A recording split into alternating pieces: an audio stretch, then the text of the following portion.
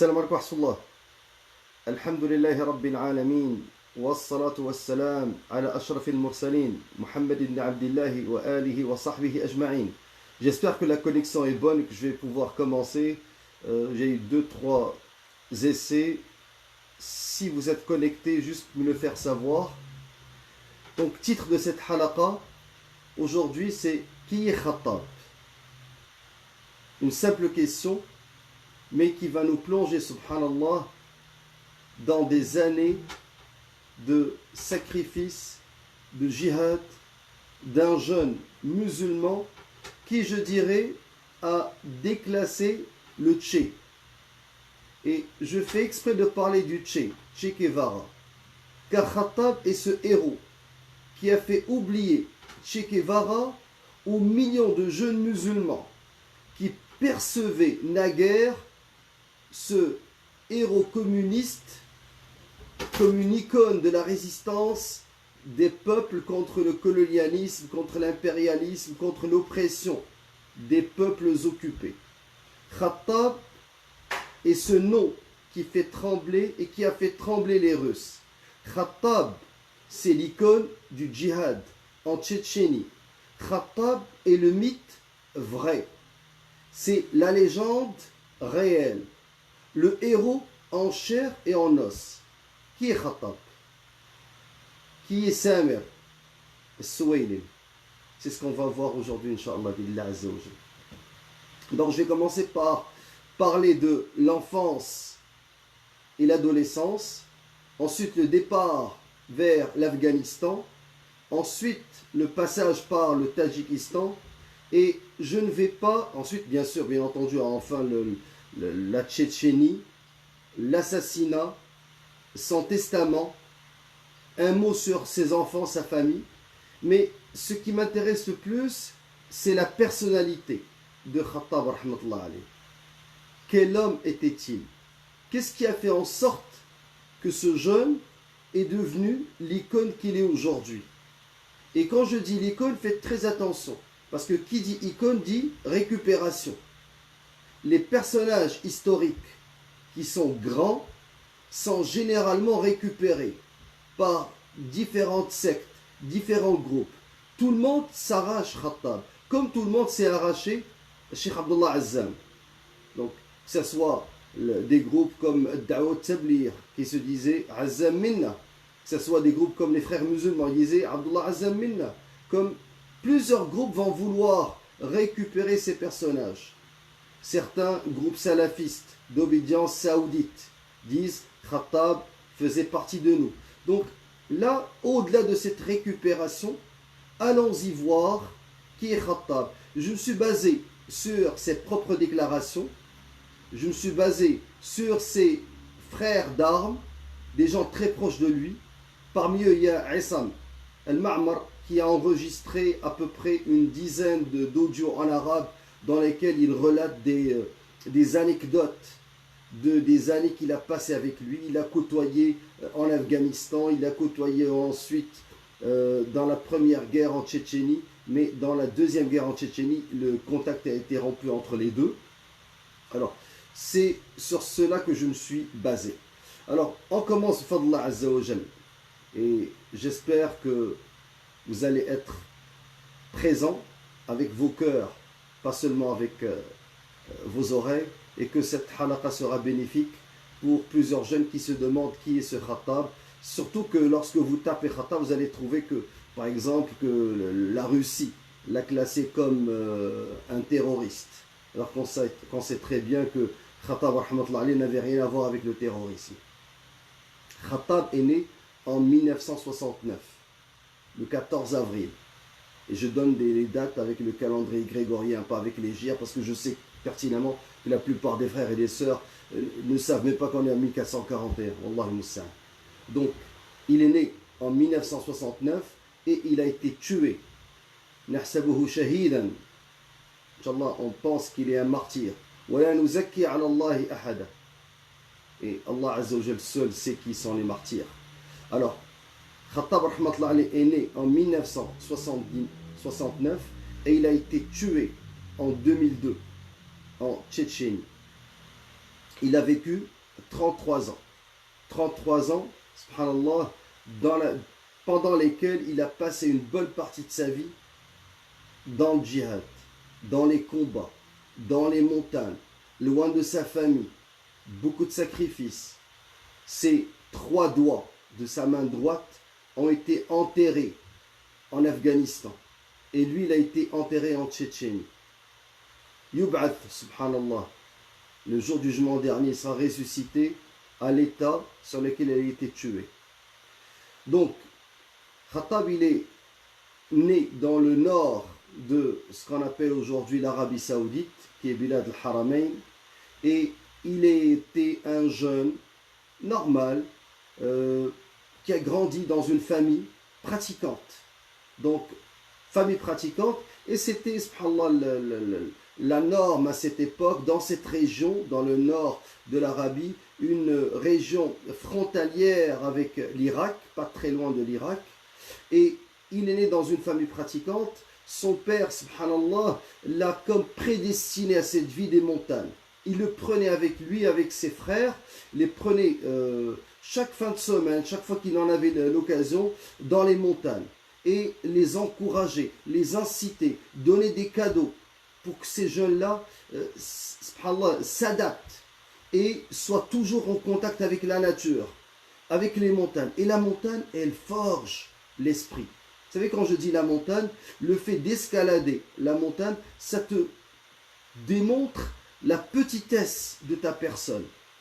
Ça te prouve la grandeur d'Allah Azza wa Jal. Et tu reconnais ta faiblesse de créature quand tu escalades. Quand tu escalades, tu as du mal à respirer. Alors, subhanallah, tous ces éléments-là ont eu un impact positif sur le jeune Samir al-Suwaylim, qui va porter plus tard comme nom de guerre, comme kunya.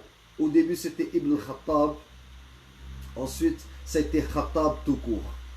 Alors, ça, c'était la naissance dans une famille pratiquante. Il était doué dans ses études. Il a, je dirais, terminé ses études primaires. Ensuite, il a commencé ses études secondaires. Il a eu comme moyenne, je pense, à la fin du bac, 94% d'après ce qu'on rapporte, si ma mémoire est bonne.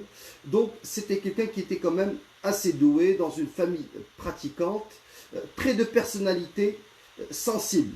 Son frère aîné rapporte par exemple qu'un jour, il a dû le réconforter, le prendre dans ses mains, parce que ce jeune adolescent, une fois monté dans sa voiture, l'avait allumé, puis s'était pas rendu compte qu'il y avait un chat qui s'était glissé dans le moteur et qui a été tué. Le jeune Khattab, à l'époque, subhanallah, s'est effondré en larmes.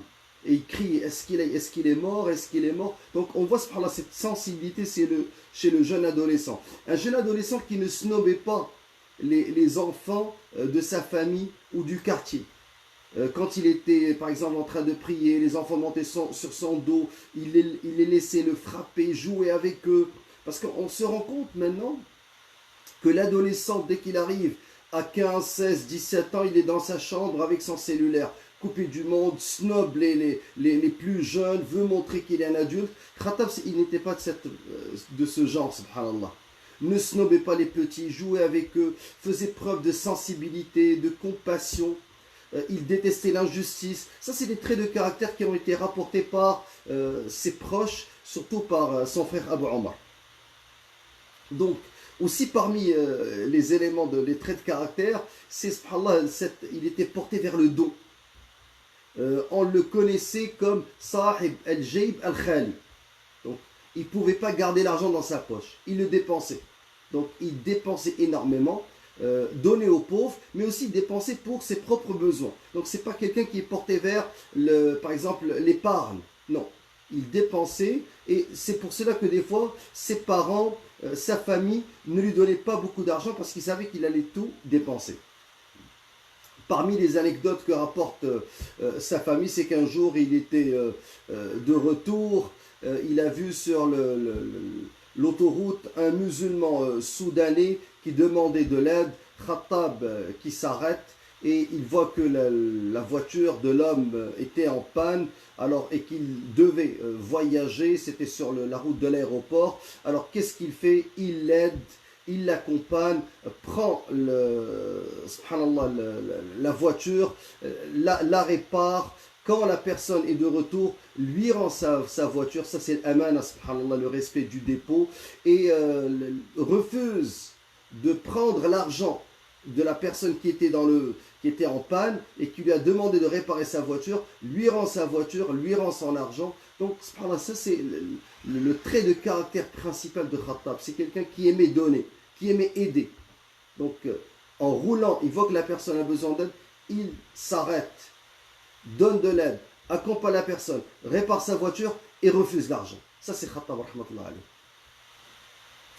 alayhi. Donc il a pu rentrer avec une très bonne moyenne de 94% qu'il avait obtenu pendant ses études secondaires. Il a pu rentrer dans la compagnie Aramco qui traite. Je vois beaucoup de commentaires. Donc les frères, si je commence à répondre à vos commentaires, c'est sûr que je ne pourrai pas faire la conférence. Et en plus, ça me déconcentre.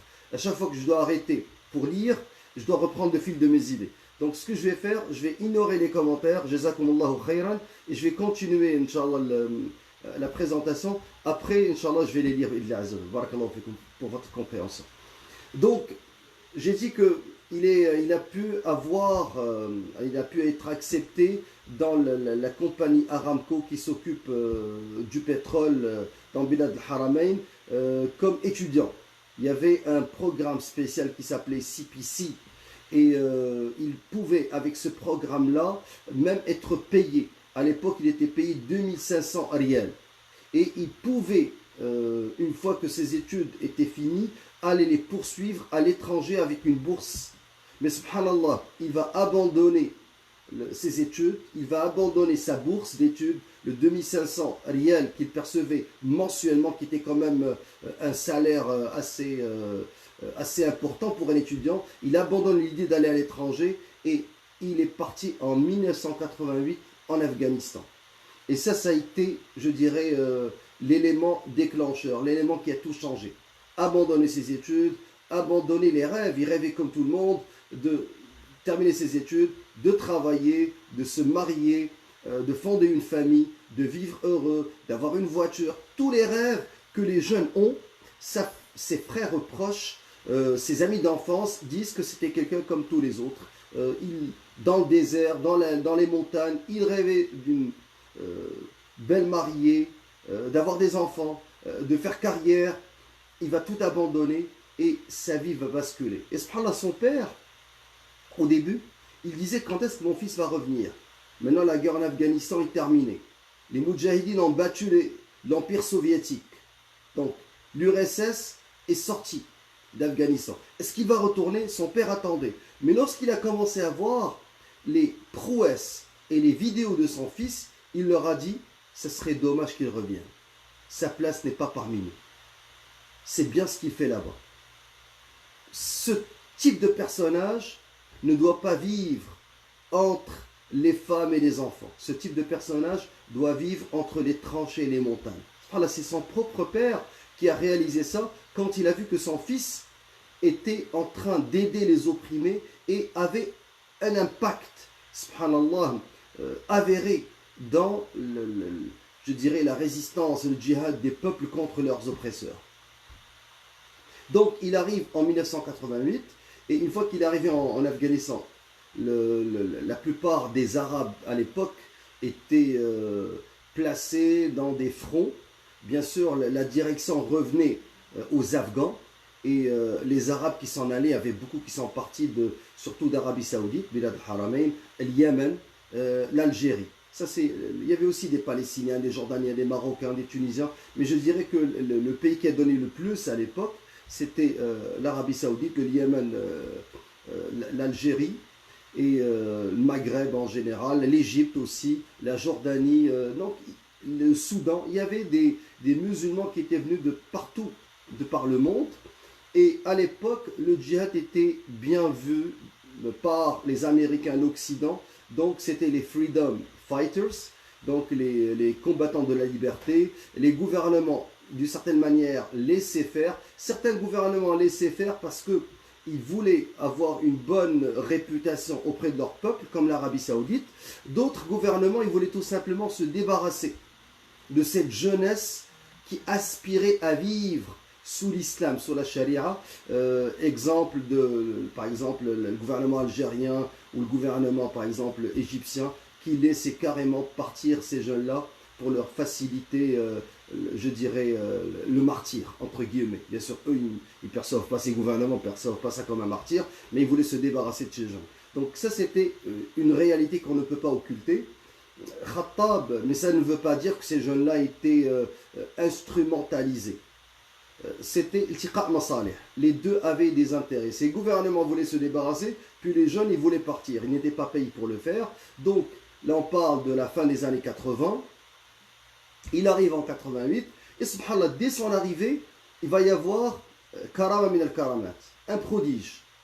Faites la différence entre le prodige et le miracle. Le miracle, il concerne les prophètes et les messagers. Alors que les prodiges al-karamat, c'est ce qui concerne awliya Allah salihin, les pieux, les musulmans pratiquants. Alors, ces gens-là, Allah leur donne des prodiges, karamat, pour, subhanallah, les raffermir sur la voie. D'ailleurs, Ahl-Ilm disent, à la fin des temps, les prodiges vont être plus nombreux. Donc, il arrive au front près de Jalalabad, et près de Jalalabad, c'est dans la région Pashtun, de l'Afghanistan, il sort avec un bataillon pour aller combattre. Et tous ceux qui sont avec lui sont tués. Il est le seul à survivre. Avec son Kalachnikov, son AK-47, chargé, il est blessé. Il marche.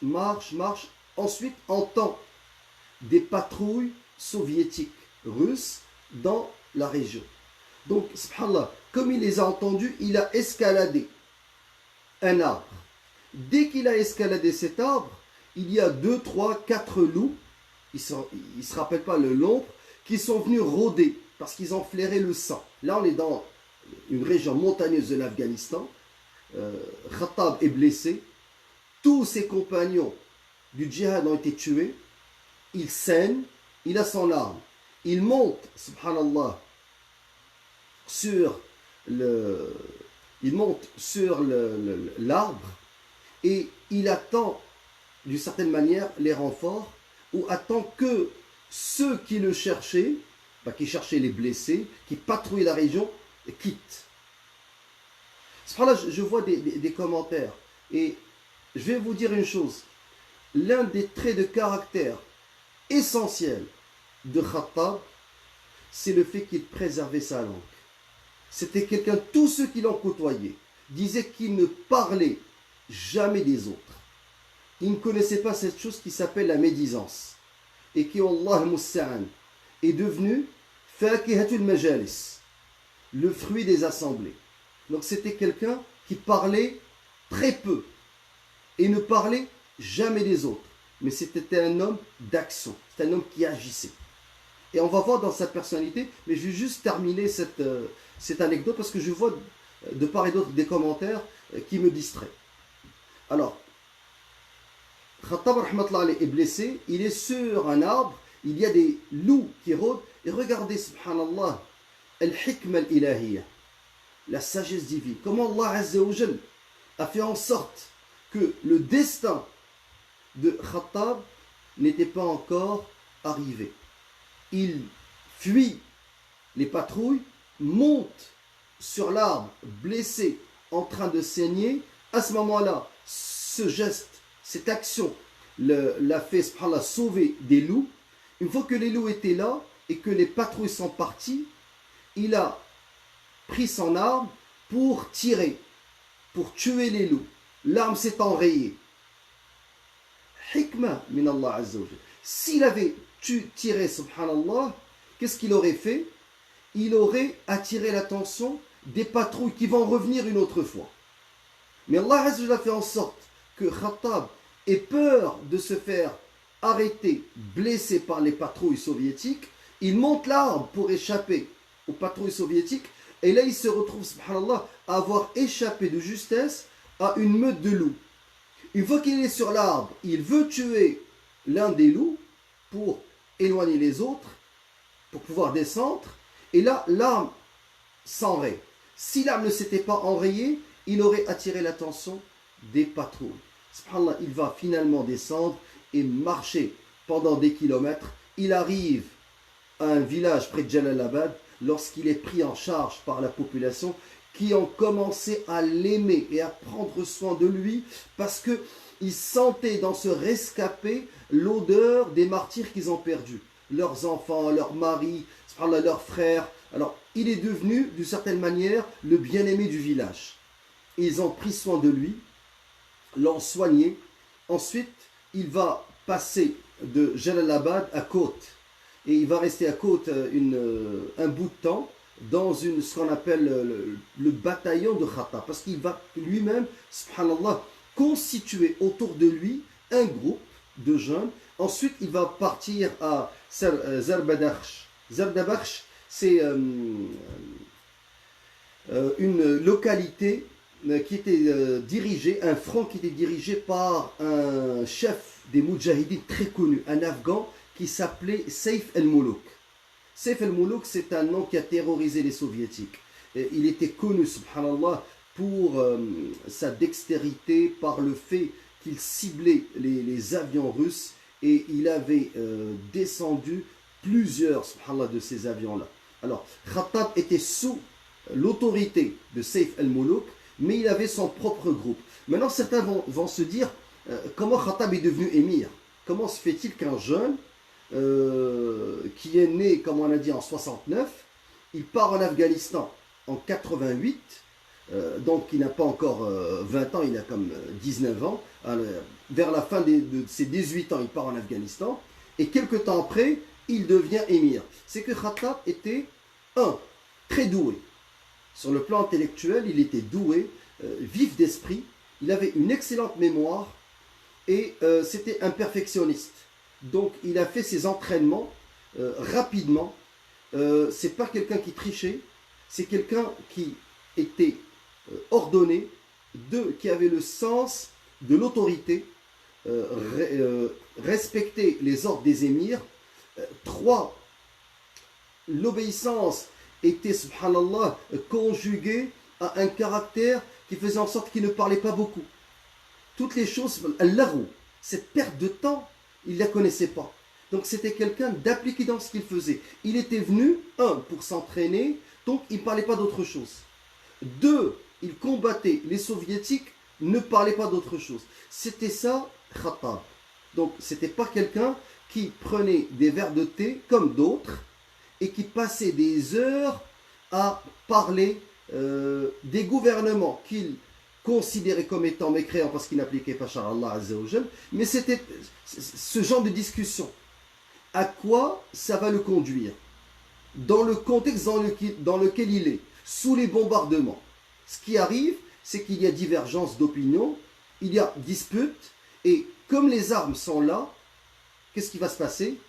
Il risque facilement de se faire entretuer. Et ça va être, subhanallah, sa position du début jusqu'à la fin. Donc, chaque fois qu'il entendait quelqu'un commencer à débattre, il le mettait dehors. C'est aussi simple que ça. Certains ont été blessés dans leur amour propre. Lui, chaque fois qu'il entendait des débats futiles, des gens qui n'étaient pas dans l'action, qui étaient dans la parlotte, il les mettait dehors. Il les renvoyait. Deuxième élément, subhanallah, le deuxième trait de caractère, c'était quelqu'un qui ne tolérait pas la médisance. Donc, il ne tolérait pas qu'on parle de quelqu'un en son absence. Ça, c'est Khattab. C'est comme ça qu'il est, comme ça qu'on l'a rapporté, les gens qui l'ont côtoyé de très près. Donc, intolérance, subhanallah, vis-à-vis de la médisance. Troisième élément, tout ce qui se rapporte à takfir. Il ne tolérait pas ce genre de discussion. Certains vont dire, subhanallah, mais cher, c'est grave.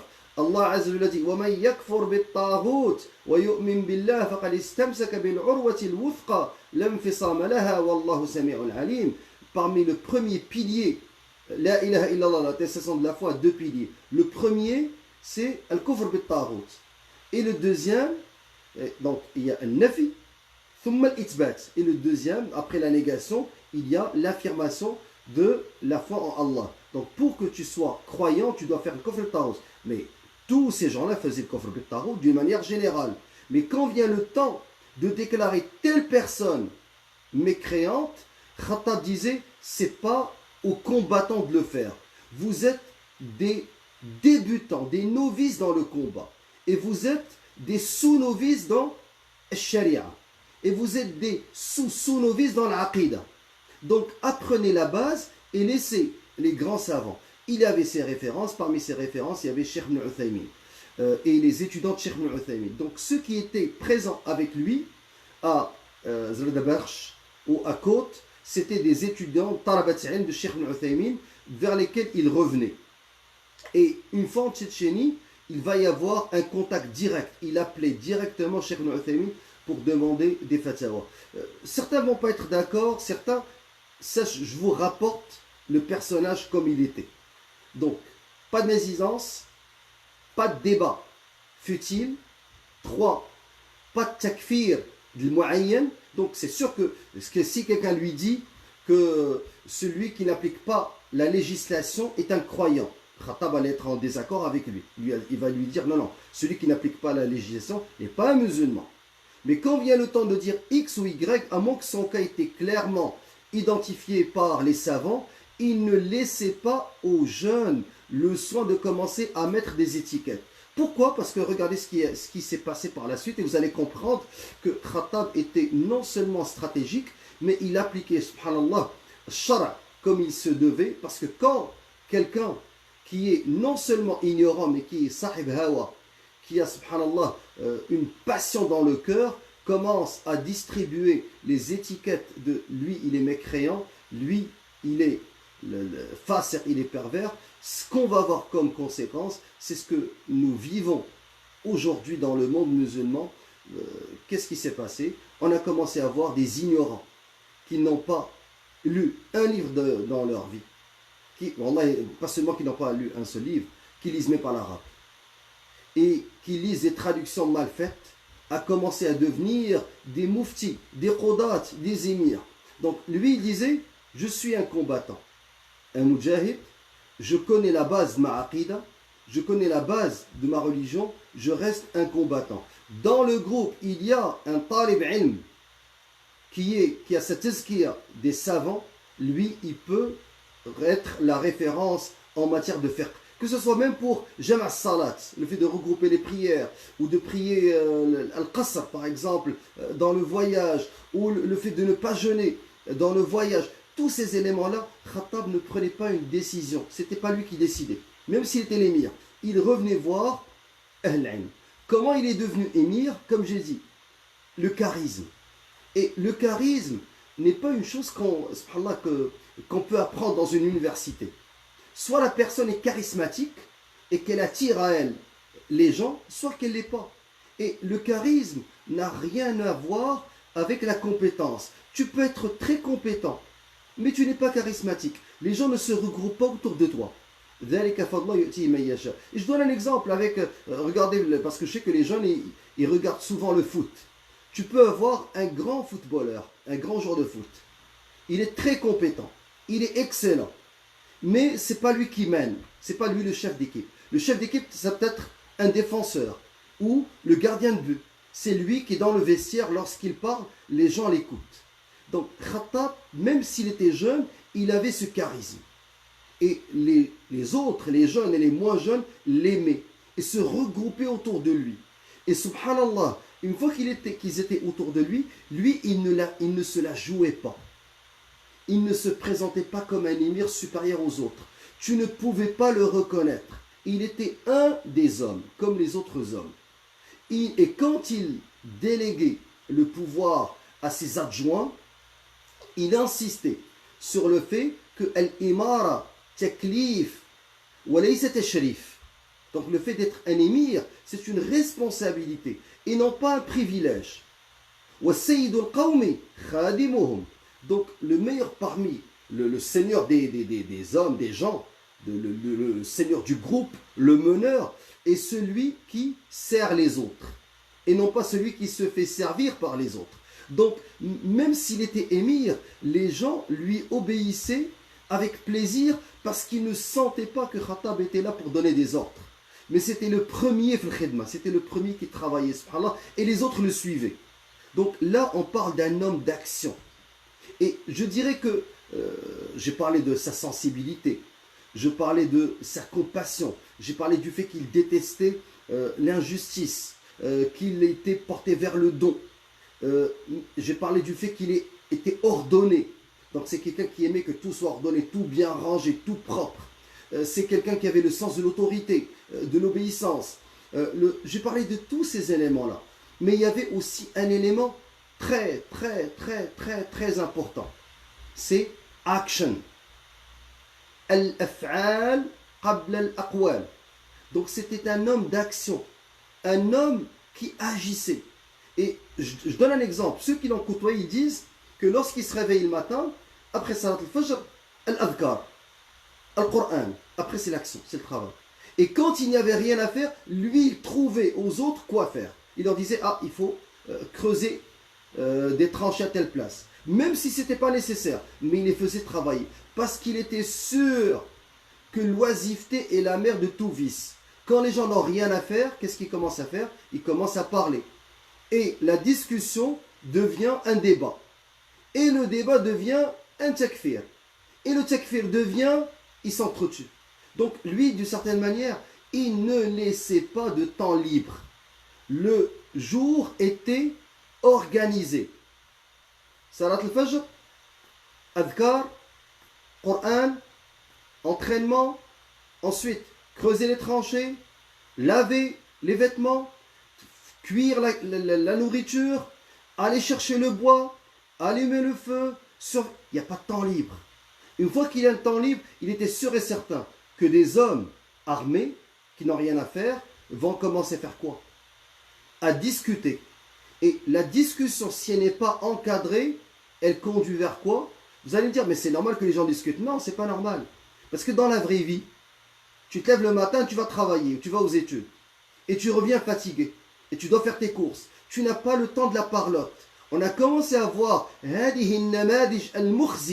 a commencé à voir ces modèles, subhanallah, quand les gens n'ont rien à faire. Ils sont sur leur dos, avec leur zappette ou leur cellulaire, à écrire n'importe quoi. Mais quand tu es dans l'action, tu n'as pas le temps de parler contre X ou Y. Mais quand tu es dans l'oisiveté, c'est là, subhanallah, où Shaitan vient jouer avec toi comme il veut. C'est là où ton âme instigatrice au mal te pousse à devenir, subhanallah, pervers.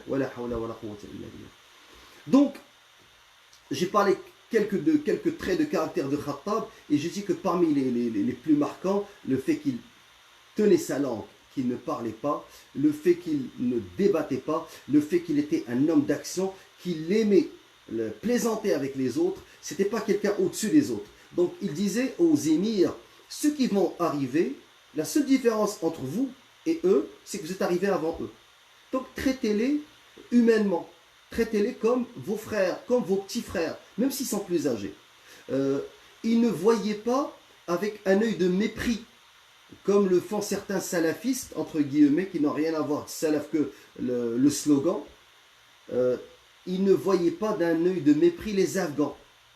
Ils voyaient que les Afghans étaient ignorants au niveau de la aqidah, qu'il y avait shirkiyat, des choses qui relèvent de l'associationnisme. Mais lui, comme le faisait Cheikh Abdallah Azzam, son objectif n'était pas de les dénigrer ou de les déclarer mécréants, mais était de les sauver de la mécréance, de leur faire da'wah. Et je dirais que, regardez, le fait de les sortir de la mécréance, c'est que tu considères que leurs actes sont des actes de mécréance. Mais dans ta manière de voir les choses, lui, sa manière de voir les choses, c'est comment al-islah, comment rectifier, comment sauver les gens de l'enfer, et non pas comment les enfoncer. Il n'attendait pas les gens avec, comme on dit ici, une brique et un fanal. Il attend que la personne fasse une erreur pour lui dire « Ah, voici, tu viens de faire une erreur ». Lui, c'était le contraire. C'était comment éviter que les gens fassent des erreurs. Comment les éduquer. faire da'wa. Une da'wa, les armes entre les mains. Donc là, il est resté un bout de temps à Zarbadakhsh avec Saif el-Moulouk et un groupe s'est constitué autour de lui. Il n'a pas cherché à devenir émir. Il n'y avait pas de bay'a. Il n'y avait pas d'un drapeau seul. Lui, il était un homme parmi les autres. Un groupe s'est mis autour de lui. Il leur a dit, ok, vous voulez rester avec moi? Voici je dirais, les règles. Voici comment on va vivre entre nous. Et il est resté en Afghanistan. Il a assisté aux grandes victoires de Jalalabad, la libération de Jalalabad, la grande libération de Khost. Ça, c'est des batailles dans lesquelles les Arabes ont une grande contribution. La libération ensuite de Kaboul en 93. Donc, il est resté de 1988 jusqu'à 1994 en Afghanistan. Et à un certain moment, lorsque les Russes, les Soviétiques ont quitté, il a décidé d'aller au Tadjikistan. Au Tadjikistan, je dirais que la période n'a pas été très longue parce que le djihad en Afghanistan, c'était contre un gouvernement pro-soviétique, un gouvernement communiste, mais il y avait à l'intérieur des problèmes. Parmi les problèmes, il y avait un dirigeant qui s'appelait Radwan, et ce dirigeant-là, subhanallah, il a tué énormément de jeunes arabes. À chaque fois, il trouvait une excuse. Il disait, ah, c'est une balle que j'ai perdue par erreur, je ne l'ai pas vue, je l'ai poussée, il est tombé d'une falaise, ah, je n'ai pas vu telle personne, elle a reçu un tir. Et lui, il était en contact direct avec Shah Massoud. Et Shah Massoud a empêché que les armes qui étaient en Afghanistan se rendent au Tadjikistan. Dites-vous que Shah Massoud était un Tadjik. Je ne suis pas en train de dire qu'il était pro-gouvernement du Tadjikistan, mais les personnes qui étaient présentes dans leurs témoignages, et je me base sur leurs témoignages, ont tous dit que ce dirigeant, Radwan, il a éliminé et tué plusieurs jeunes dans des conditions très nébuleuses, et il était en contact direct avec Shah Massoud, et c'est plus tard qu'on va savoir qui est réellement Shah Massoud. Wallahu musta'an. Donc, la période du Tadjikistan n'est pas très longue. Maintenant, il y a aussi un élément que j'aimerais peut-être aborder rapidement. C'est qui sont les amis de Khattab. Tout le monde dit je suis l'ami de Khattab. C'est vrai, parce que Khattab était d'une personnalité qui se rapprochait facilement des autres moudjahidis. Donc ce n'était pas quelqu'un qui était une personnalité lointaine. Donc quand il voyait quelqu'un triste, il allait le voir, lui poser des questions, qu'est-ce qui le rendait triste. Il faisait preuve de compassion, d'empathie, ressentait la tristesse des autres, ne les dénigrait pas. Donc les gens pensaient tous qu'ils étaient l'ami de Khattab, mais lui, il avait vraiment, je dirais, un groupe restreint, son ami, je dirais, d'adolescence, de jeunesse, djihad, qui va rester avec lui pendant la période de l'Afghanistan et qui va continuer avec lui en Tchétchénie et qui était avec lui en Tadjikistan, c'est Abu Muhammad al-Khawlani. Abu Muhammad al-Khawlani va rester avec lui jusqu'à son martyr. Ça, c'était son adjoint général. Comme adjoint militaire en Afghanistan, il avait Abu al-Walid al-Jazairi, un Algérien. Ça, c'était son bras droit au niveau militaire. Et lorsque Abu al-Walid al-Jazairi va être blessé, celui qui l'a remplacé, ça a été Hakim al-Madani. Donc Hakim al-Madani est resté un certain moment, mais il va être tué en Tchétchénie, Hakim al-Madani, rahmatullah alayhi. Lorsque Hakim Madani était absent, celui qui prenait le relais, c'était Mohamed Youssouf al-Jazairi, un autre Algérien. Donc ça c'est, je dirais, les émirs qui étaient avec lui en Afghanistan, mais celui vraiment, même avant, quand je dis Abu Mohammed, Abu al-Walid al-Jazairi, ne le mélangez pas avec Abu al-Walid al-Ghamidi.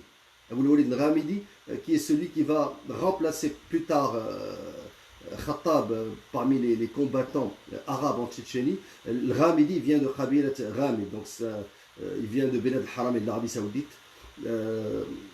Alors lui, il ne l'avait pas connu au début en Afghanistan. Il n'était pas avec lui dans le même groupe.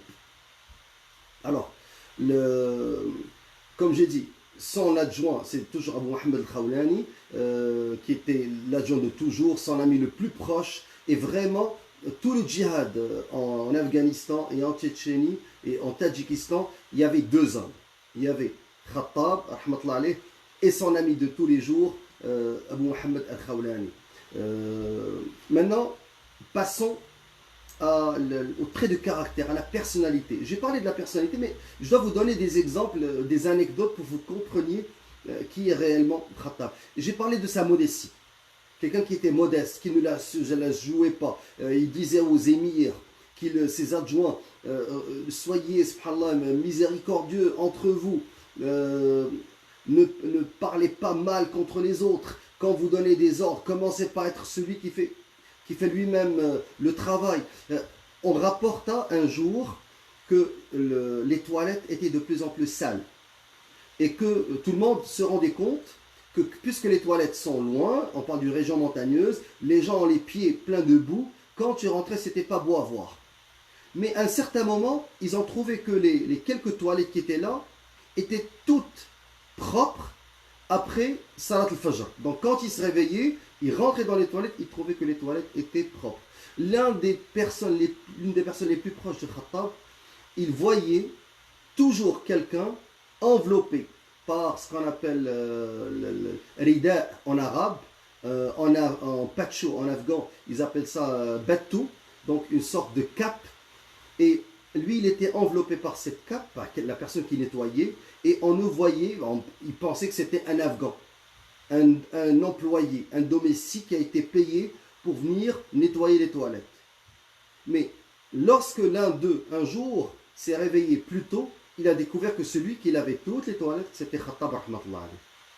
Donc il se réveillait avant tout le monde, se mettait cette cape, ce rida sur sa tête, pour que personne ne le voie, se faufiler et laver les toilettes. Et ça, c'est wallah, ce que je vous raconte, c'est des personnes qui ont vécu avec lui et qui ont témoigné, qui ont consigné leur témoignage comme il l'ont vu. Autre chose, comment il a perdu ses doigts en Afghanistan. Donc, il les a perdus pas dans un combat, mais à l'entraînement. La plupart des blessures sont à l'entraînement. Il y avait un type de grenade à percussion et le Khattab voulait la jeter. Et ce qui était prémonitoire, c'est qu'il avait fait un rêve, ru'ya. Il avait vu qu'il avait perdu ses 3 doigts. Et ils ont fait l'interprétation de ces 3 doigts de la main droite qui ont été perdus, que c'était des donc des pièces détachées d'une voiture. Mais en fait, ce n'était pas les pièces détachées de la voiture, c'était les doigts de Khattab, c'était vraiment le ru'ya, il fallait la prendre, non pas au figuré mais au propre. Avant de jeter une grenade à percussion, cette grenade, elle explose dès qu'il y a une secousse. Donc elle est réglée pour la secousse. Et lui, avant de la jeter, il a fait une secousse avec son bras. Parce que normalement, s'il fait la secousse, elle risque d'exploser dans sa main. Parce que c'est comme si elle a senti une percussion. Et ce qui va se passer, subhanallah, elle a explosé dans sa main et ceux qui étaient présents étaient soufflés par la détonation. Et quand ils se sont mis debout, ils l'ont trouvé tenant sa main, pas un seul cri, pas de crispation au niveau du visage, pas de doigt. Et lui, il les calmait. Il leur disait calmez-vous, calmez-vous. Khair Inch'Allah, Khair Inch'Allah. Il ne s'est rien passé. Mais il disait ta main. Et il y avait seulement, subhanallah, le pouce et l'auriculaire, donc et les autres, le majeur, l'annulaire et l'index n'étaient plus là. L'un de ses amis, Issam, qui était proche, a commencé à collecter les bouts de chair. Il a trouvé, subhanallah, le majeur entier et les autres déchiquetés, et aussi une partie de la main déchiquetée, des lambeaux de viande partout, de chair, d'eau, de cartilage. Ils les ont ramassés, mais ils n'ont pas pensé à aller dans un hôpital. Il n'y a pas d'hôpital, ils sont dans une région montagneuse, à les mettre dans un sac pour essayer de les recoudre, mais ils les ont enterrés tout simplement. Et lui, il est monté dans une voiture pour qu'il l'emmène loin pour être soigné. Il prenait de l'alcool à friction, et ceux qui voulaient nettoyer, parce qu'il y avait quand même des débris à l'intérieur, allaient s'évanouir, celui qui était en train de nettoyer. Alors il a pris la bouteille, il a enlevé le pansement, il a commencé à verser sans aucune crispation. Et si vous avez déjà été blessé, vous savez très bien ce que ça peut faire, surtout que si ça rentre à l'intérieur de la main. Et celui qui l'a conduit dans la voiture, il a dit, on a voulu enlever ses bottes. Quand on a enlevé ses bottes et il était étendu, blessé, il a dit, on a vu, il leur a dit, est-ce que vous pouvez cacher ma face? Mettez une couverture. Ils ont mis une couverture et ils ont remarqué que ses orteils de ses pieds étaient en train de se crisper. Mais c'était la douleur, mais au niveau de sa face, de son torse, il ne montrait rien. Pas un seul crispement. Ça, c'est Khattab rahmatullah. Autre chose, ce Khattab, l'un des Moudjahidines très connus qui était parti en Bosnie, Abu al-Abbas al-Madani. Donc, il avait demandé au groupe de Khattab qui était plus nombreux de leur donner une voiture. Ils avaient deux voitures, deux pick-up, un pick-up bleu et un pick-up rouge. Alors, il leur a dit, est-ce que vous pouvez me donner le pick-up? Tous les gens pensaient qu'il allait donner le pick-up rouge, qui était ancien. C'était une voiture qui était toujours en panne et qu'il allait garder le bleu. Mais quand est venu le jour, il a dit à ses adjoints, préparez la rouge. Ils ont dit, quelle rouge? Il leur a dit, préparez la bleue. Ils lui ont dit, mais quel bleu? Il a dit, mais le véhicule bleu. Il a dit, mais c'est le seul qu'on a qui est fonctionnel.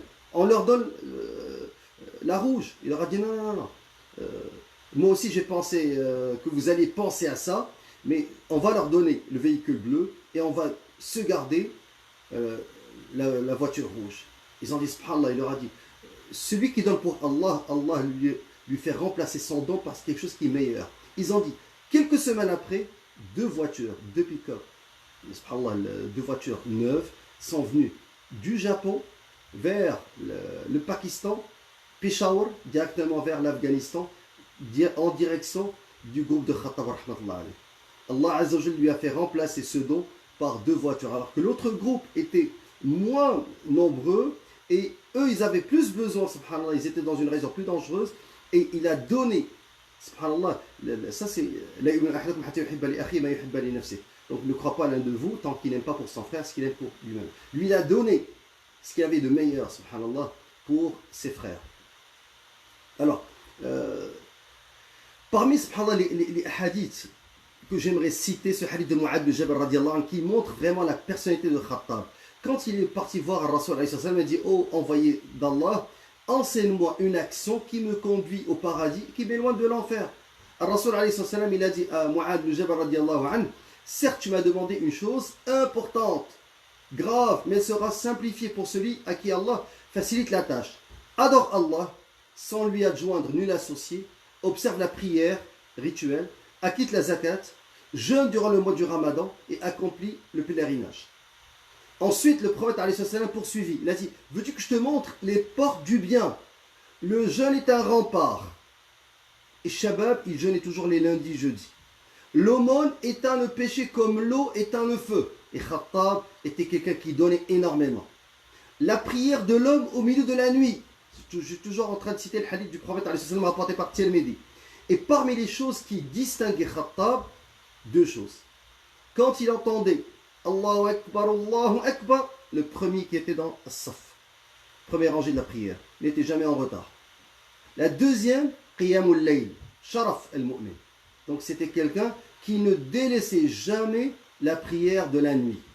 Alors, et le prophète il a dit, la prière de l'homme au milieu de la nuit est la meilleure. Puis il récita le verset, ils s'arrachent de leur lit jusqu'à ce qu'ils œuvraient.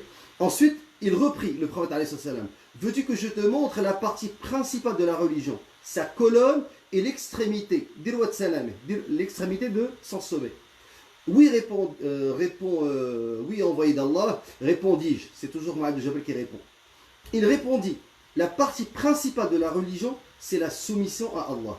Ra'sul amr al-islam, wa amuduhu as-salat, wa dhirwatu sanamihi al-jihad. Alors il a dit, donc la chose la principale, la plus importante, la tête, c'est la soumission à Allah. Sa colonne, c'est la prière. Et l'extrémité de son sommet, la chose la plus importante, la plus élevée, la plus éthérée, c'est al-jihad. Il ajouta, veux-tu que je t'apprenne ce qui soutient tout cela, tout ce qu'il a dans ce hadith, subhanallah? Oui, envoyé d'Allah, répondis-je. il saisit alors sa propre langue. Ça c'est le prophète alayhi salam. Il saisit sa propre langue et dit, garde-toi de celle-là. Je lui dis, ô prophète d'Allah, serons-nous donc susceptibles d'être châtiés pour avoir parlé? Il me répondit, Matakalatka ummuka ya Mu'ad, malheureux que ta mère te perde. Donc c'est comme, mais c'est pas un dua contre lui, c'est une expression en arabe. Il a dit, est-ce que les gens ne tombent pas dans l'enfer face en avant, ou bien dans une version sur leur nez, comme conséquence, subhanallah, des calomnies que profère leur langue?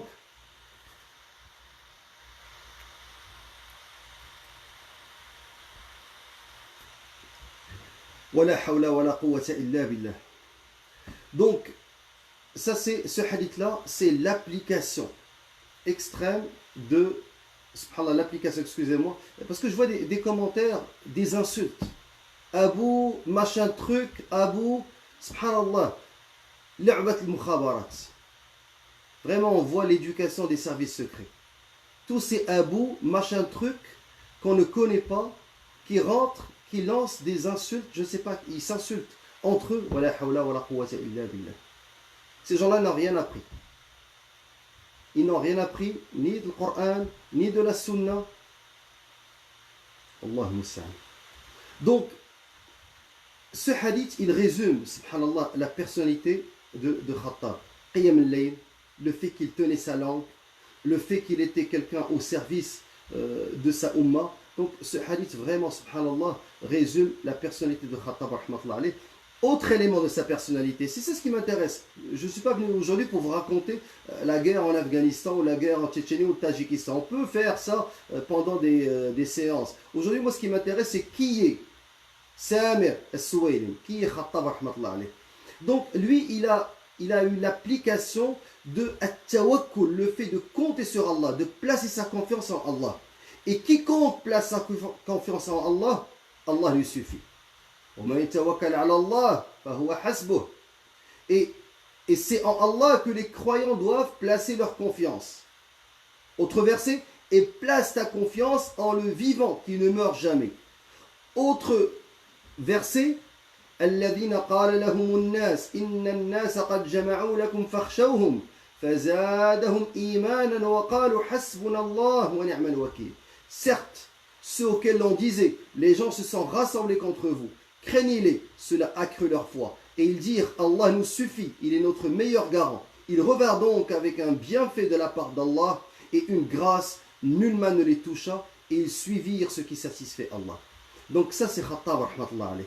Il plaçait sa confiance, il était toujours le premier dans les assauts, l'aqtiham. Quand il y a l'assaut, et ce qui est incroyable, subhanallah, tous ceux qui ont vécu les batailles avec lui, ils ont dit, il était le premier à courir sur les champs de mines. Vous savez c'est quoi les champs de mines? C'est la chose qui fait le plus peur. Et pour faire l'assaut, il commençait par les bombardements avec le hawn, des missiles sol-sol. Ensuite, les tirs nourris. Ensuite, il y avait un groupe qui devait faire l'assaut. Ça, c'était l'élite. Et Khattab n'était pas un émir qui était en arrière, qui envoyait les autres. Donc, lui, il était parmi ceux qui étaient dans l'assaut. Et quand c'était le moment de l'assaut, je parlais surtout de sa jeunesse en Afghanistan, quand c'était le moment de l'assaut, il courait et il courait sur les rochers. Donc, dans sa manière de courir, il ne courait pas sur le sol parce que c'était très rare où les Russes enlèvent des rochers pour mettre des mines antipersonnelles. Donc, lui, il courait d'un rocher sur l'autre, ou bien il voyait là où poussent les plantes et il mettait son pied sur ces plantes-là. Vous allez me dire, mais c'est facile. C'est pas facile de le faire parce que les tirs viennent de l'autre côté, les balles qui viennent face à toi et tu n'as pas le temps de commencer à voir où est-ce que tu mets les pieds et tu as l'arme entre les mains et tu tires.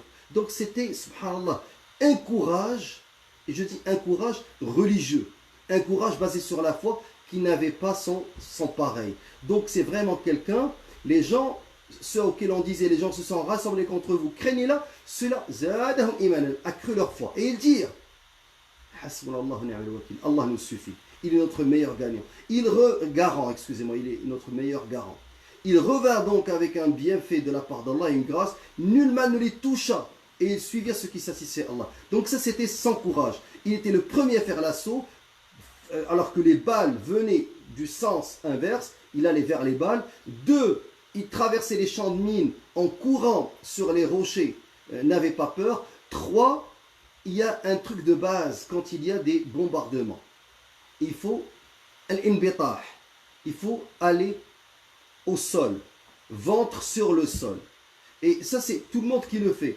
Khattab, lorsque l'avion descend pour larguer les bombes, à ce moment-là, l'avion est proche. Lui, au lieu de se lancer au sol par terre, lui, qu'est-ce qu'il faisait? C'était le moment où est-ce qu'il ciblait l'avion.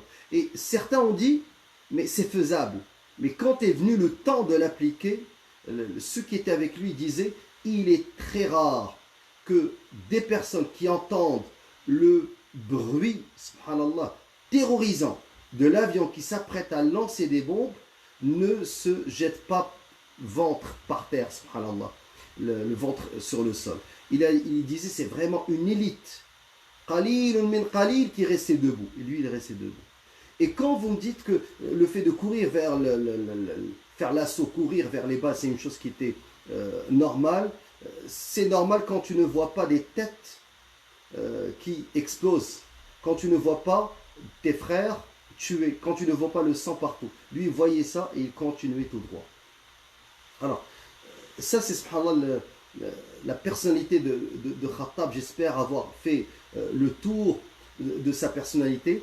Alors, il est parti en Tchétchénie après l'expérience, la victoire en Afghanistan, la libération de Jalalabad, de Khost, de Kaboul, après court épisode du Tadjikistan, qui n'a pas été très fructueux. Il est rentré avec 12 hommes dans la première guerre en Tchétchénie, et il est parti pour voir ce qu'il en est. Quand il est arrivé là-bas, il a vu que les Tchétchènes, c'était un peuple, subhanallah, les gens du Caucase qui ont été opprimés par la Russie. Staline a massacré les musulmans. Vous savez, tous les Ov, c'est des familles musulmanes à qui on a même enlevé le patronyme, le nom de famille. Ces gens-là, ils ont été envoyés en Sibérie. Ils ont voulu les sortir de l'islam. À un certain moment, l'Union soviétique interdisait même le simple fait de posséder un Coran. Alors, lui, quand il était parti là-bas, il a dit, je suis là-bas pour donner assistance aux opprimés qui luttent contre l'occupation russe. Et c'est pour ça que rahmatullah alayh, Khattab n'a pas été classé. Donc je disais, j'espère que ça a repris parce que ça a coupé. C'est pour cela que Khattab n'a pas été classé comme étant un terroriste, parce que même d'après je dirais les lois des Nations Unies, le fait de recourir à la force et à tout moyen pour se libérer d'une occupation, ce fait-là relève du droit des peuples à l'autodétermination, à la lutte contre l'occupation. Donc lui n'était pas quelqu'un qui visait par exemple les civils. À chaque fois il y a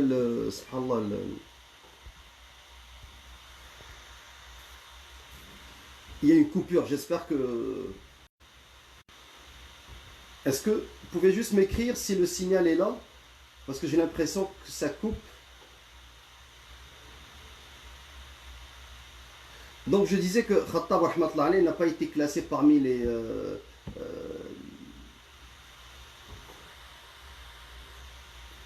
Donc Khattab rahmatullah alayh n'a pas été classé parmi les éléments terroristes, étant donné le fait que... subhanallah, il ne ciblait pas les civils et qu'il luttait pour la libération de pays occupés militairement par des puissances militaires. Alors, il va se rendre en Tchétchénie, et une fois sur place en Tchétchénie, il va être accueilli comme un héros par certains groupes qui en avaient entendu parler de lui. Certains disaient Hekmatyar, alors que ce n'était pas lui. Ils voyaient un homme, un jeune, barbu, les mains coupées, imposant. Il avait pris du poids, du muscle avec le temps, avait pris aussi de la carrure, cheveux longs.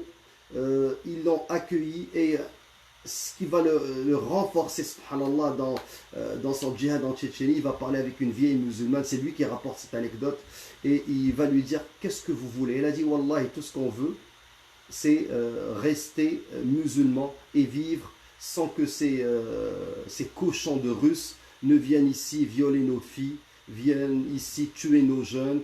Et subhanallah, il a dit à cette femme, comment pouvez-vous nous aider? Alors elle a enlevé son manteau, elle a dit, j'ai ça que je peux donner aux Moudjahidines. Et il avait les larmes aux yeux quand il a vu que cette femme, subhanallah, était en train de donner son vêtement, son manteau, tout ce qu'elle possédait. Il a vu la sincérité des gens et il a dit, j'ai eu honte de quitter, de les laisser. Même si ils étaient nombreux à combattre là-bas les Tchétchènes sur place, alors il est resté avec eux et il a eu sa base à Bédénov et les opérations ont commencé. Première opération, il a rapidement entraîné les Tchétchènes. Il a trouvé que les Tchétchènes c'était des montagnards sur le plan de la condition physique.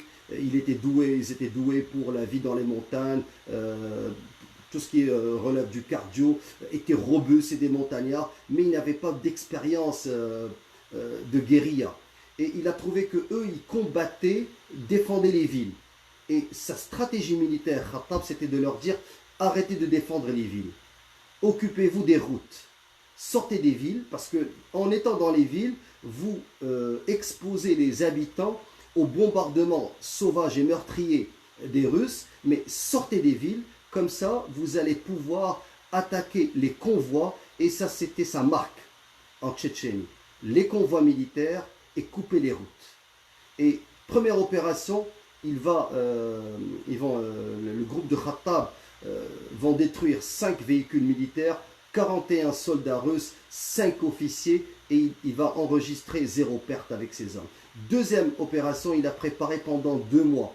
Attaque sur 100 véhicules militaires, des chars d'assaut, ils vont attaquer une centaine, 100 en tout, ils vont détruire 47. Troisième opération, 32 véhicules, dont 3 ou 4 chars d'assaut, 12 soldats seulement ont pu s'enfuir. Et tous les soldats russes ont été tués. Quelque temps après, les Russes se sont enfuis de la région de Bédénov. Le 30 octobre 1995, ils sont sortis.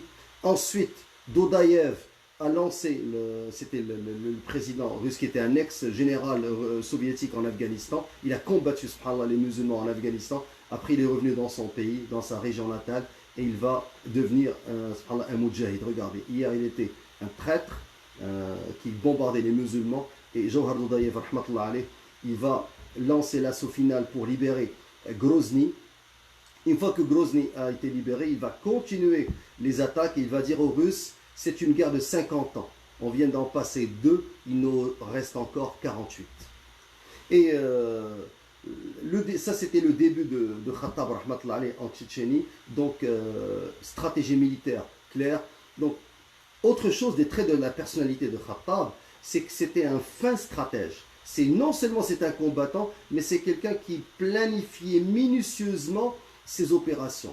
Et ensuite, il a dit aux Tchétchènes, arrêtez de combattre dans les villes, parce que ce qu'on appelle la guérilla urbaine est très difficile, privilégiez la guérilla dans les montagnes, et c'est ce qu'il a fait, la stratégie du moustique et du chien. Donc, c'est ce qu'il a commencé à faire, déranger les soldats russes.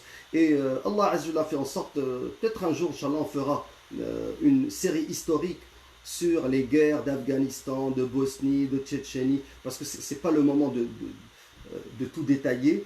Maintenant, passons à l'assassinat. Khattab a échappé à 3 tentatives d'assassinat.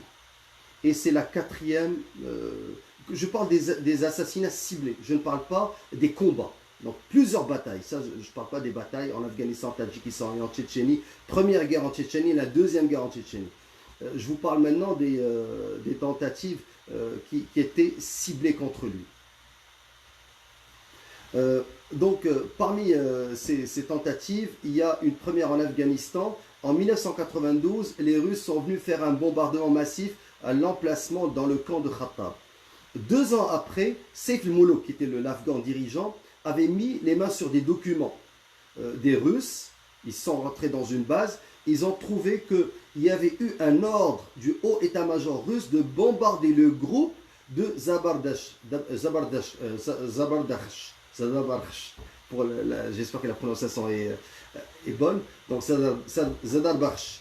Et ce groupe-là, cette région-là, il y avait Khattab, puis il y avait Saif al-Muluk. Alors certains ont pensé que c'était Saif al-Muluk, mais Saif al-Muluk il leur a dit non. C'est pas moi, parce que dans tous les documents qui précèdent, il disait Khattab, Khattab, Khattab. Donc déjà son nom circulait chez les services secrets militaires russes. Alors ensuite, ça c'est la première tentative. La deuxième tentative, c'était en Tadjikistan, tentative d'assassinat contre lui, ciblée toujours par maintenant ça va être l'émir Radouan dont je vous ai parlé, qui était en relation avec Masoud et qui a menacé de tuer Khattab, ceux qui étaient avec lui, surtout Khattab la tête. Donc, mais cette menace ne s'est pas concrétisée. Ça, c'est les deux tentatives ciblées. La troisième tentative, ça nous montre comment le KGB, qui va devenir le FSB, et rappelez-vous que ce criminel de Poutine, c'est un ex-agent du KGB, comment ces gens-là travaillent à long terme. Ils vont infiltrer les groupes en Tchétchénie. Et l'infiltration, dites-vous qu'il y a deux types d'infiltration. Il y a l'infiltration physique et il y a l'infiltration, non pas physique, mais intellectuelle. La deuxième, elle est pire. Vous savez très bien que Bolos Paul s'est infiltré dans l'église et il a changé la doctrine des chrétiens. Et c'est comme ça qu'ils ont commencé à considérer Isa alayhi salam comme le fils de Dieu. Donc, il y a ces deux types d'infiltration. Khattab était à l'abri de l'infiltration, je dirais, doctrinale, dogmatique, idéologique, parce qu'il ne permettait pas à n'importe qui de donner un dars ou un rappel. Lorsqu'il trouvait que quelqu'un commençait à donner un rappel, il lui disait qui t'a désigné, et il le renvoyait automatiquement si la personne récidivait. Et il n'acceptait pas que d'autres fassent la fatwa. Il n'acceptait pas que d'autres fassent des rappels. Donc ça c'était clair. Il ne devait parler de la religion, de faire des fatwas, que ceux qui étaient dans la bataille. Là vous allez me dire, mais le prophète il disait Balliru anni walaw aya, transmettez de moi ne serait-ce qu'un verset. Oui, tu peux transmettre un verset, un hadith. Mais là on parle non pas de transmettre seulement une ayah, mais nous on parle vraiment de personnes qui sont en train de faire des fatwas, de rentrer dans les débats futiles, qui commencent à faire takfir, non pas d'un dirigeant qui n'applique pas Shara Allah Azza wa Jalla, non, mais vous savez, takfir enchaîne. Il commence par le dirigeant, mais ne s'arrête pas là. Il passe ensuite à ceux qui l'entourent, ensuite il passe à une classe sociale, ou il passe à un groupe ethnique, ou bien il passe à d'autres groupes, et il finit par des savants. Ensuite des savants, il arrive à monsieur, madame, tout le monde. Alors, d'une certaine manière, lui, il mettait toujours des balises pour qu'on n'arrive pas là. Alors,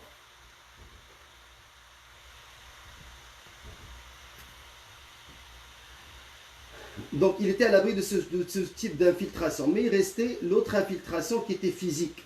Et cette infiltration, elle est difficilement évitable. On ne peut pas l'éviter. L'armée du prophète alayhi salam a été infiltrée dans Ghazwat Uhud. Abdullah ibn Ubay ibn Salul, il est revenu avec le tiers de l'armée. Sauf que l'infiltration ne doit pas se rendre au sommet du groupe. Si l'infiltration arrive au sommet, c'est fini. Mais que ce soit l'adnab, les queues, c'est toujours possible. Et ce qui va se passer en Afghanistan, la troisième tentative, parce que la quatrième tentative d'assassinat, la quatrième ça va être l'assassinat. La troisième, c'est une infiltration à très très très très long terme, et c'est tout shabaka, tout un réseau qui va infiltrer les Moudjahidines et qui avait pour, et là je vais vous la raconter, je veux résumer cette tentative. Il y avait un Dagestani qui était venu pour s'entraîner avec Khattab. Et à un certain moment, Khattab et son groupe l'ont mis dehors parce qu'ils ont commencé à avoir des doutes. Alors, ils l'ont mis dehors Et subhanallah, certains vont me dire, mais en islam, il ne faut pas, d'une certaine manière, espionner. Allah je dis,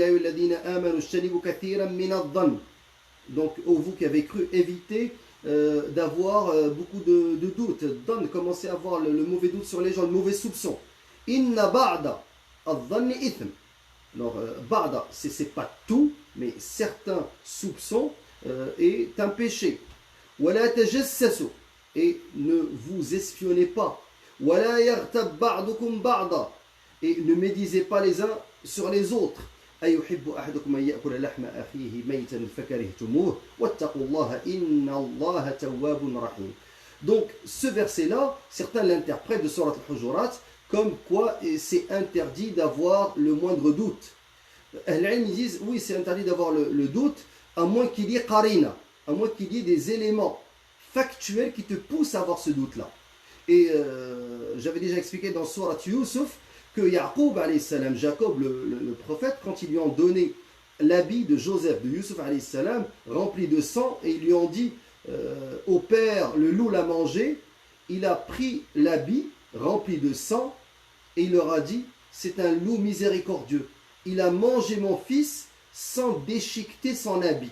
Et subhanallah, ça c'était un élément qui a fait en sorte que Yaqub alayhi salam avait des doutes sur la version de ses fils. Alors, ils ont tiré comme conclusion que lorsqu'il y a des éléments factuels, on peut avoir un doute. Alors, cet homme-là a été mis dehors, et Abu al-Walid al-Ghamidi, rappelez-vous Abu al-Walid al-Ghamidi, qui va être le successeur de Khattab, il a rencontré cet homme-là sur la route, et il a vu que même s'ils l'ont mis dehors, il voulait rejoindre un autre camp. Alors, il va le faire entrer, et il va le cuisiner. Il va commencer à l'interroger. Et pendant l'interrogatoire, il va craquer et il va avouer qu'il n'est qu'un homme parmi les autres. Pour avoir la vie sauve, il a donné le nom de tous ceux qui avaient infiltré les Moudjahidines en Tchétchénie. Et parmi les noms qu'il va donner, il va donner le nom de quelqu'un qui était très proche de Khattab. Ce n'était pas son garde du corps, comme disent certains, mais c'était l'un des gardes. Donc c'est quelqu'un qui pouvait tuer Khattab à n'importe quel moment. Et lorsque Abu Walid a eu l'information, il a appelé Khattab et ils étaient loin et il lui a dit fais attention, arrête telle personne, enlève-lui, c'est un caucasien, enlève-lui les armes et mets-le en arrestation. Et Khattab ne voulait pas le croire, il a dit impossible, cette personne faisait qiyam layl avec moi, cette personne combattait avec moi, cette personne était, et lui c'est vraiment... Khattab était connu pour son courage, donc il était téméraire, et c'est quelqu'un intrépide qui fonçait, et l'autre il fonçait avec lui. Et l'homme qui a été arrêté par Abu Walid al-Ghamidi, qui a été renvoyé par Khattab, quand ils vont le cuisiner, il va dire qu'ils attendaient que le chef leur donne le signal et qu'ils allaient tuer tous les leaders des Moudjahidines en Tchétchénie, parce qu'ils étaient tous infiltrés. Et imaginez le stratagème, leur chef qui allait donner le signal, c'était un homme qui connaissait la moitié du Coran par cœur. Et le signe, il allait venir avec Sahih al-Bukhari dans les mains, c'était ça le signe. Le jour où il allait venir faire la halaqa, il faisait des halaqas de cet homme-là. Il allait venir faire la halaqa avec Sahih al-Bukhari entre les mains, c'était ça le signal. À ce moment-là, ils allaient commencer à tuer les chefs. Subhanallah.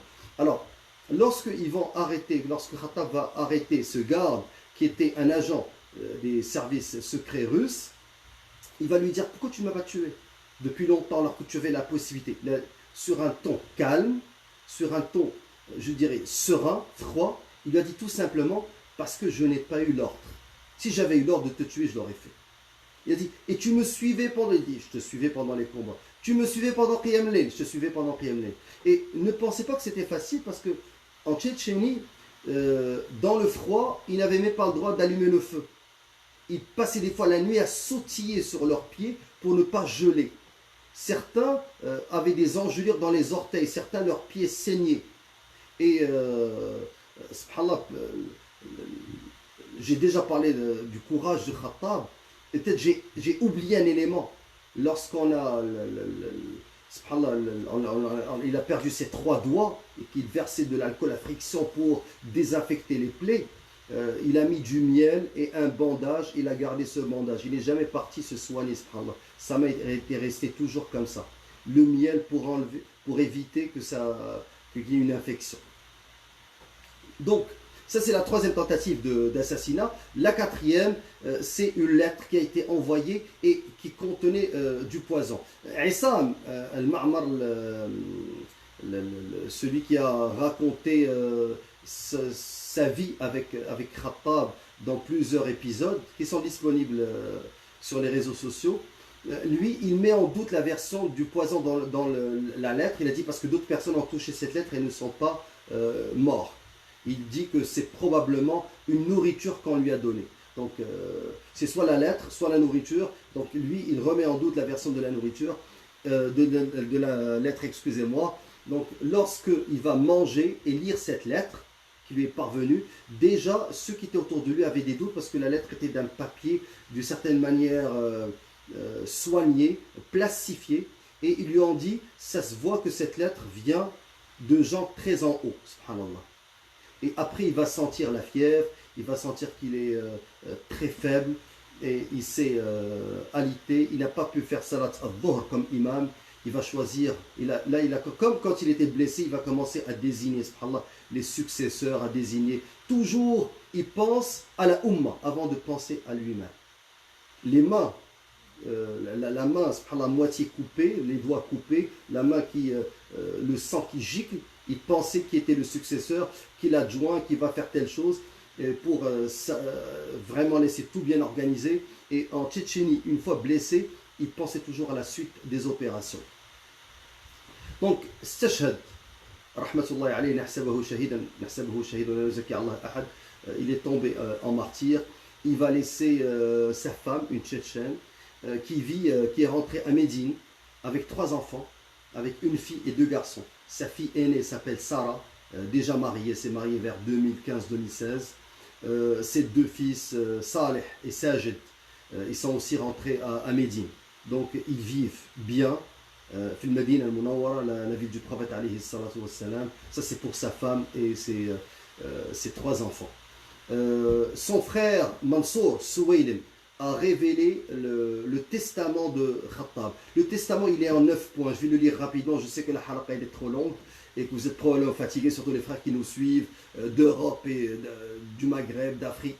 Donc, voici les 9 points qu'il a laissés. Le premier, il a dit Alladhi lam taksibhu sadiqan la taksibhu adouan. C'est ta stratégie, cet homme-là, subhanallah. Il a dit celui que tu ne vas pas avoir comme ami, évite de l'avoir comme ennemi.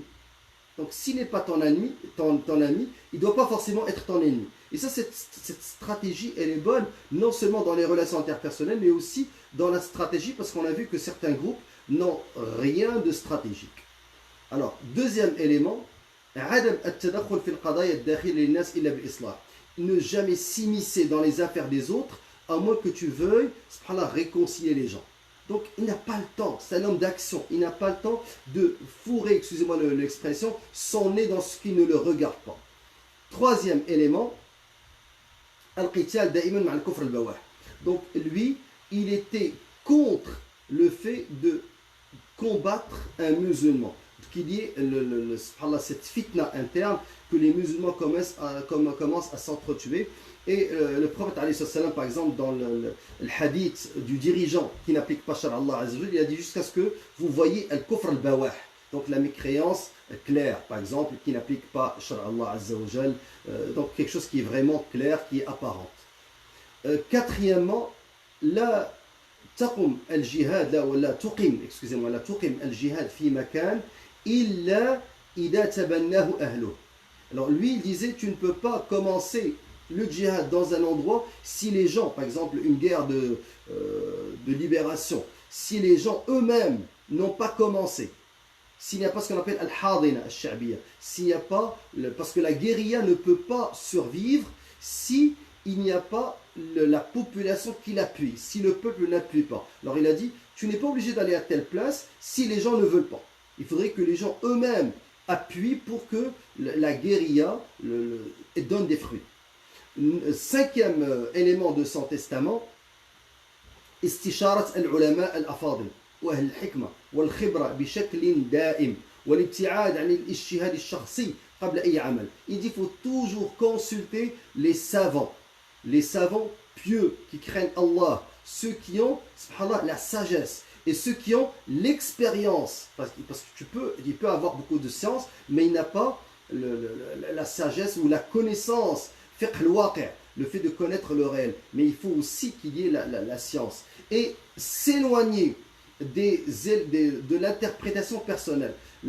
Parmi les choses importantes, c'est qu'au temps de l'Afghanistan, et même au début de la Tchétchénie, il n'y avait pas les réseaux sociaux. Il n'y avait pas cet Internet qui a fait en sorte que tout le monde commence à fouiller à droite, à gauche, dans des livres qui sont disponibles sur le net, mais qui ne sont pas, dans la majeure partie, je dirais, des livres de référence, ne sont même pas disponibles sur le net, et ne sont même pas traduits. Maintenant, on a des gens qui vont sur Internet et deviennent du jour au lendemain des mouftis.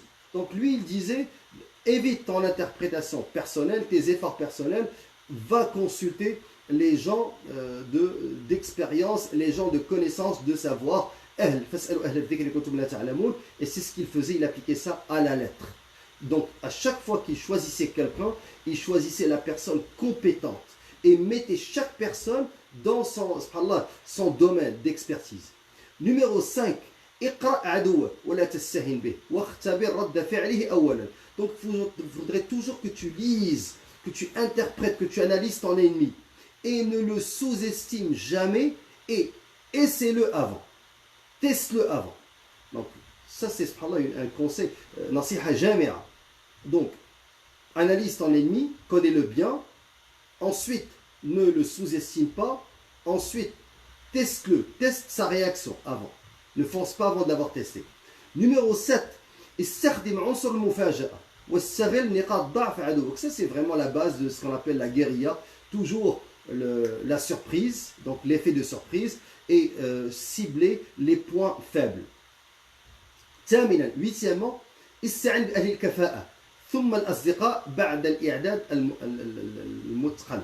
Donc il disait, prends appui sur les gens qui ont de la compétence, ensuite les amis. Parce qu'il y a des gens qui font passer les amis avant les gens de la compétence. Lui dit non, commence par les gens de la compétence, ensuite les amis, avec la planification bien faite. Et finalement, évite le sectarisme, et la division, et suis la sunna, et évite surtout le confort. Comme disait Cheikh Abdallah Azzam, le confort est l'ennemi du djihad. Et travaille pour secourir la religion. Donc ça, subhanallah, c'est Khattab, rahmatullah alayh, le jour où est-ce que les services secrets russes ont commis des explosions contre les civils en Russie, à Moscou, pour trouver, subhanallah, un prétexte pour envahir de nouveau la Tchétchénie. Il avait dit, nous ne sommes pas des terroristes, nous ne sommes pas de ce type de personnes qui ciblent des civils, surtout des civils qui dorment. Alors ça c'est Khattab, rahmatullah alayh, un héros en chair et en os, quelqu'un qui est devenu une figure mythique, une icône que tout le monde veut récupérer, mais j'espère avoir résumé des traits de caractère, le courage, la compassion, la modestie, la pudeur, l'action, un homme d'action de Khattab.